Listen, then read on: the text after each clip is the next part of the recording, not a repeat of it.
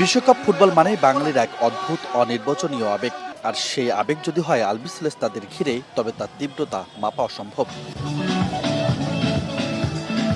Lionel Messi আর আর্জেন্টিনার প্রতি নিজেদের অকুণ্ঠ সমর্থন ও ভালোবাসার জানান দিয়ে এবারও শোভাযাত্রায় উৎসবে মাতল সাদা নীলের সমর্থকরা। আর্জেন্টিনা একটা টিম বা তাদের একটা সমর্থক গোষ্ঠী বাংলাদেশে আছে। অনেক ভালো লাগতেছে, অনেক ভালো মনে হচ্ছে। খেলার উন্মাদনা আজকে আমাদের র্যালিতে। আর্জেন্টিনা ফ্যান ক্লাবের ব্যানারে শোভাযাত্রায় অংশ নিতে মঙ্গলবার বিকেলে শাহবাগে জড়ো হয় আলবিসেলেস্তাদের শত শত সমর্থক। সায়েন্স ল্যাব সীমান্ত স্কয়ার হয়ে শোভাযাত্রা যায় রবীন্দ্র সরোবর। সাদা নীলের নিশানার পাশাপাশি পথ জুড়ে উড়ে বাংলাদেশের পতাকাও। আর এবারও বিশ্ব চ্যাম্পিয়ন হবে লিওর অনুসারীরা, প্রত্যাশা সমর্থকদের।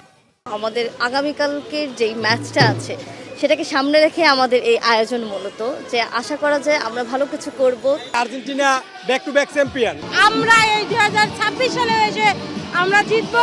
আর্জেন্টিনা জয়ের ব্যাপারে প্রত্যাশিত ঢাকা সিটি কর্পোরেশনের প্রশাসক আব্দুস সালাম শোভাযাত্রায় অংশ নিয়ে শুভকামনা জানান সাদা নীলের সমর্থকদের। ঢাকা শহরের ফুটবল প্রেমী মানুষ, এরা ফুটবল পাগল।